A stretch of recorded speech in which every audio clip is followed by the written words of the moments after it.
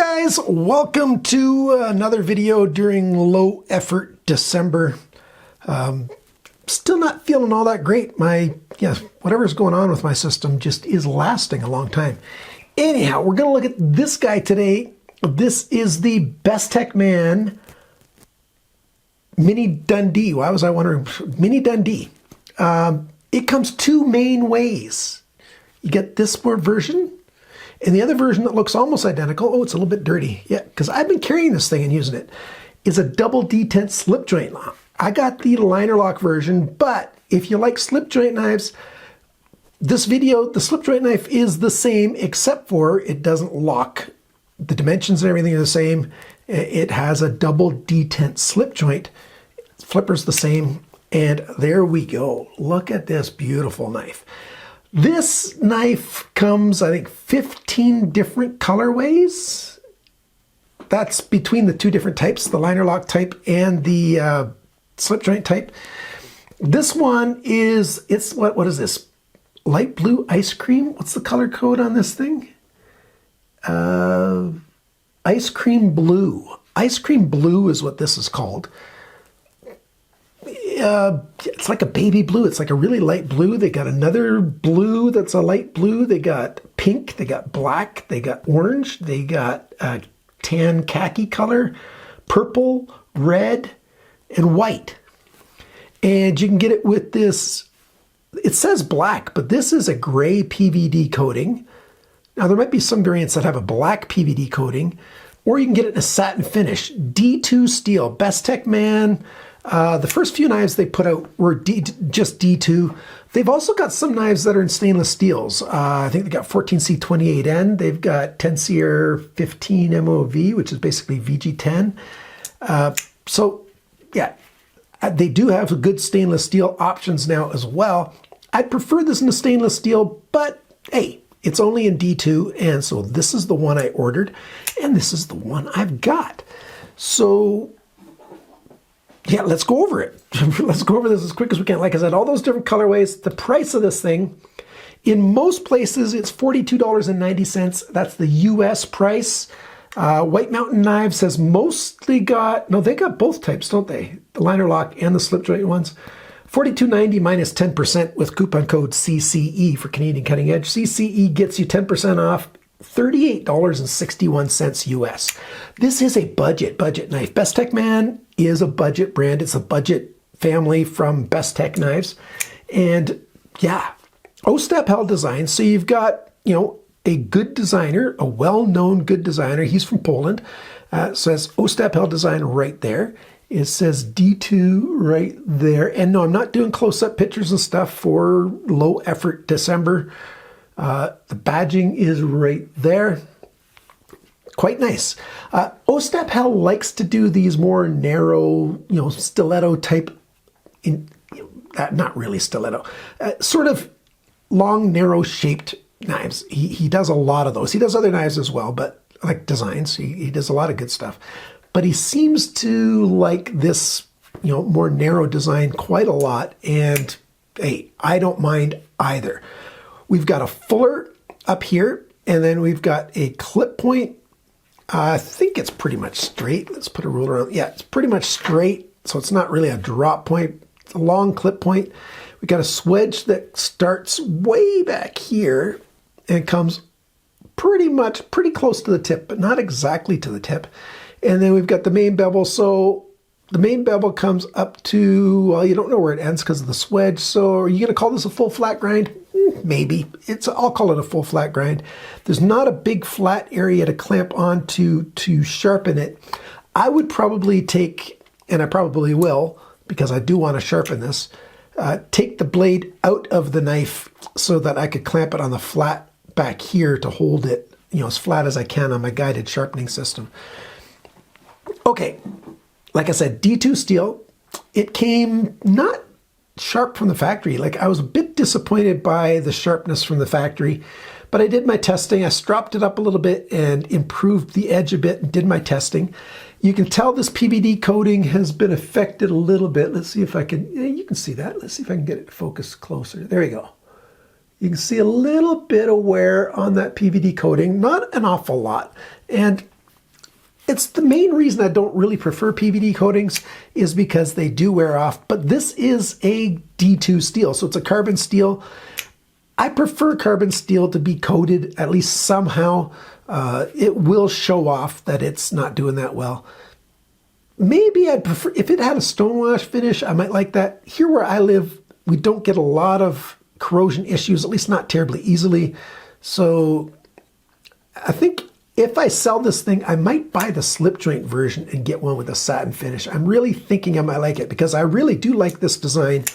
But hey, I'm a big fan of slip joint knives, and so I might just do that. Of course, I'm going to clean it and everything first. But there you go. The knife. The jimping up here, it's a very fine jimping, very nice. It's very grippy without feeling aggressive or harsh at all. So it's very grippy. I'm very happy with that. And the flipper, it's got the same kind of jimping on it. You can get it to focus again up here. It takes a second or two to focus. Look at that jimping. It's a nice, fine jimping, and it's off at around a 45-degree angle. Very easy. Light switch method works just great. Push down works just fine. This thing's got a somewhat soft detent on it. I will tighten that up when I do a teardown. I'll probably do that right during this video. I won't.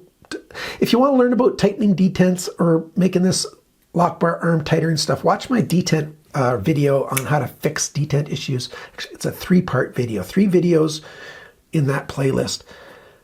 So it's a little soft. Other than that, lockup's good. There's no blade play side to side, up and down. So I like that. Yeah, it's easy to get your thumb in there. They even got a little bit of a chamfer on the inside of the G10 right there. And, you know, it's cut away. It's easy to get your thumb in there. I really like that. Bit of a chamfer on the side of the lock bar here. So that's really well done. Lockup is pretty early. It's not a problem at all. It's fully engaged.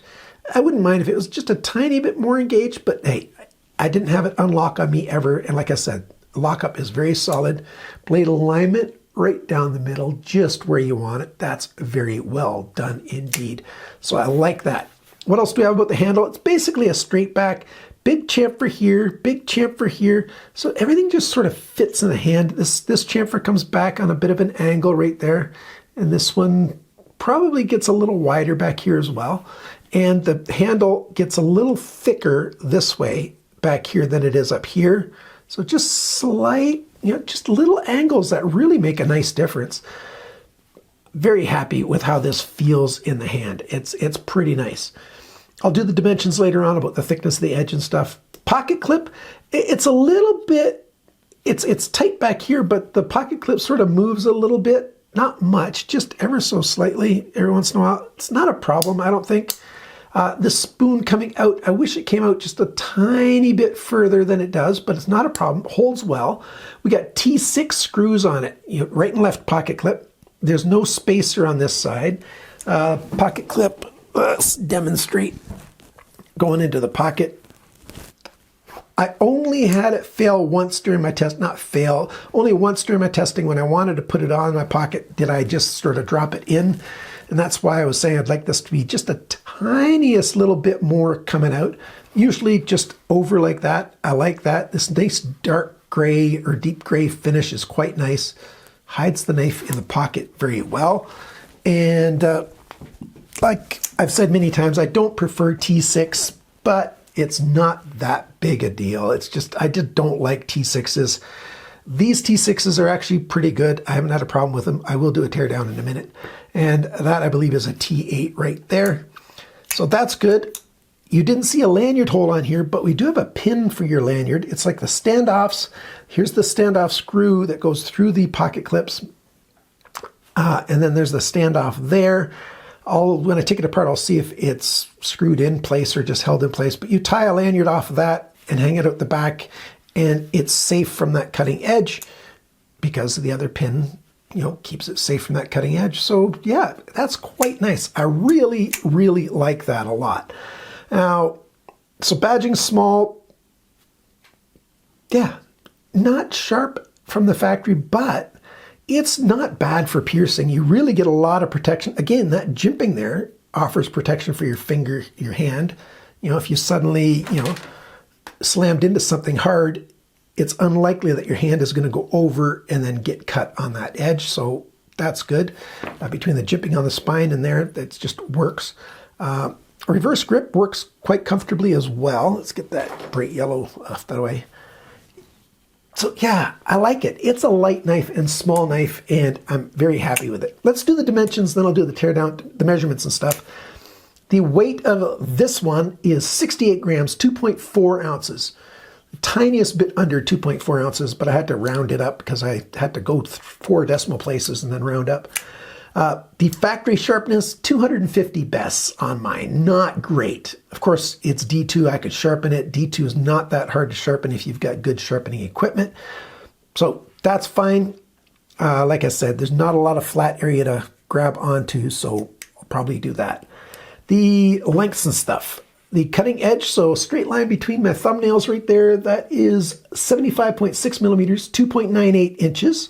From the tip of the blade to the closest spot on the handle scales is a tiny bit smaller, 72.9 millimeters, 2.87. And no, I'm not putting the text on the screen. That editing takes a long time, and I just don't have time. I got to go see the audiologist in an hour and 10 minutes. You know, no. Why did I mention that? I don't know. Anyhow, I'm not going to edit that out either. So blade length, 2.87 inches. 72.9, 2.87. So it's under your 3-inch laws, which is quite good. Thickness of the steel, 3.14 millimeters. That's with the coating. That's a thousandths under an eighth of an inch. So basically an eighth of an inch thick blade stock. Tiniest bit under that to start with. That's nice. Blade depth this way, it's widest, you know, about a quarter of an inch up from the sharpener's choil right there. 19.1 millimeters, 0.752, so 3/4 of an inch. The thickness behind the grind, behind the sharpening edge right there. Over in this area where my fingers are right now, it's 0.51 millimeters, 20 thousandths. Where my finger is now, it's more like 0.65 millimeters, 25.5 thousandths. And at the tip, it's 76.76 millimeters, 30 thousandths of an inch thick. So it is stronger at the tip. That's a reasonable transition. I don't have a problem with that. That's pretty good. It gives strength at the leading edge where you need it, and it, you know, decent thinness right here when you're going to do cutting in that area. So yeah, I don't mind that. The handle length, that is 103.3 millimeters, 4.07 inches. The grip area, so, you know, between that area, roughly, this is rounded a little bit, about 82 millimeters, about 3¼ inches. The thickness of the handle scales on the G10, 11.9 millimeters, 0.469 inches. The handle depth, it's widest back here within the grip area, so I'm not counting the flipper part there. 19.8 millimeters, 0.779 of an inch. And when the knife is closed, the widest point in your pocket is where the flipper is when it's closed, 25.1 millimeters, 0.988, so an inch basically. And the total length of this thing, 176 millimeters, 6.93 inches, so just under 9 inches. Balance point right there, I didn't say that earlier. I wouldn't mind if the balance point was a little bit further up, but it's not bad. Yeah. So there you go. By the way, if you are in Canada, I didn't do the prices there, did I? House of Knives has got, I think, 5 or 6 of the slip joint versions and 1 of the locking. And that's about $64.99. Blades Canada's got mostly the locking versions, and they're $58.99. By the way, that's pretty close to at par. Oh, I should mention, hopefully you've still watched this, if you want to know how to tell the difference when you're at a store, because sometimes they don't say slip joint or liner lock. I've noticed that at some stores. The model number BMK03 and then a letter is the locking version, and BMK08 is the slip joint version. So BMK03 for lock, 08 for slip joint. So make sure you know which one you're buying. If you've bought one of the slip joint ones by accident and you're in Canada, hey, maybe I'll buy it from you. Maybe I will. Maybe I won't. Depends on what color you got. Hit me up, CanadianCuttingEdge@gmail.com. It might take me a day or two to reply to you. So there you go. Pros and cons. really quickly. I like all the color options on these. It's a really nice size for an urban EDC. So, you know, if you're a country boy and you're going out in the woods and stuff, it's not for that, but a nice urban EDC. It shouldn't make too many people afraid. And if you've got the slip joint version, it might still flip really nicely. I've had a number of knives that, you know, the detent ones still work really well. So yeah, that might be good. It's got a good grip, good hand feel. The chimping I really like. Action, lockup, it's all good. Alignment's good. You know, dimensions is good. Great access to the lock release. That's a big deal on this liner lock. A lot of lock knives, liner lock knives don't have great access. Most of them have good access, but this is great access. I really like that. Nice lanyard pin option, right and left pocket clips, quite ambidextrous. What are some minor cons? I didn't find any major cons. Some minor cons, you know, mine wasn't sharpened all that well. Hopefully you know how to sharpen knives. Yours is probably sharper. Like, I mean, these are hand sharpened. So each knife that comes out of the factory will have slightly different sharpening than the next. It's not one of those machine things. So you just never know if your sharpening is going to be great or not. But the detent being a little soft, you can fix that. Watch the video series on fixing detent issues, because that soft detent, I believe, is because this lock arm doesn't have much tension. It feels pretty easy to push over. I'd like it if they had a little spacer over here for this side. That's a cosmetic thing, not a big deal. T6 screws, yeah, I don't like T6 screws. And the pocket clip, just slightly bigger spoon, not a big deal. So those are pretty minor cons. Let's take this thing apart now. I think this is a T6. Yeah, so there we go. Let's take this screw out. And where's my T8?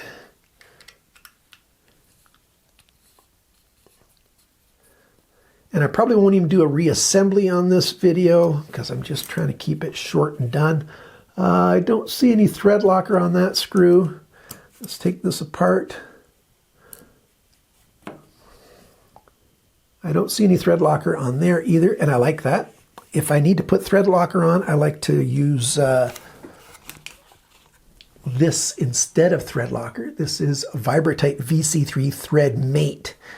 It's a bit messy. It can be messy to apply, but I really like it. Really like it a lot. There's a lot of good benefits to it. So ceramic ball bearings, they're pretty small. Let's see, we've got 9 ball bearings on each side. There's a little bit of oil on there. We've got a captured stop pin on there. And yeah, it's locked in place, so that's not going to fall out easily. Inset recessed liners, not bad. There's a little bit of a hole there. I wouldn't mind a little bit more hole for the weight distribution for the balance. It'd also make it a tiny bit lighter, make the balance more what I like. But there you go. Yeah, not a bad design. Not bad at all. I'm not going to show you me fixing this. And yeah, see, if it was sitting out here, it would have a stronger detent than where it sits. So I'm just going to make that arm stick out a little bit. Don't recommend you doing that unless you know how to do it. Watch my video series on, I'm not going to go over it again, on doing that. Link will be down below in the comments and in the video description. So there you go. See, there's that stop pin. I mean, there you go. Yeah. See, it's not even screwed in place. It's just held in place, which is fine. It doesn't need to be screwed in place. This screw holds it. That's for the lanyard. If you don't do lanyards, you could just take that out. You'd save yourself a fraction of a gram. I got to work that back in there. Anyhow, thank you so much for watching this little video, and I appreciate you guys an awful lot. Thank you for liking, sharing, commenting, and subscribing. That does make a big difference to my channel. And remember, friends, cut towards your chum, not your thumb.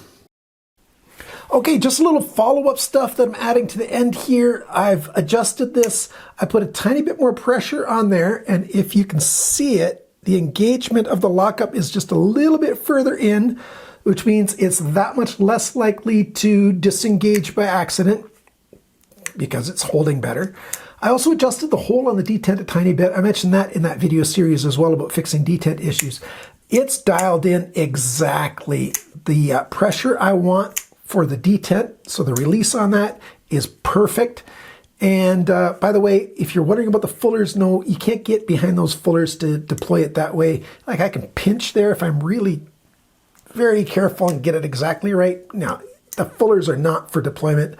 They're just there for a little weight reduction, a little bit of design element and stuff like that. So yeah, don't be worried about that. Flipper, yeah, it's ideal now. I got that dialed in just the way I like it.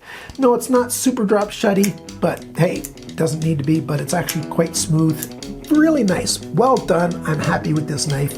Thanks again for watching.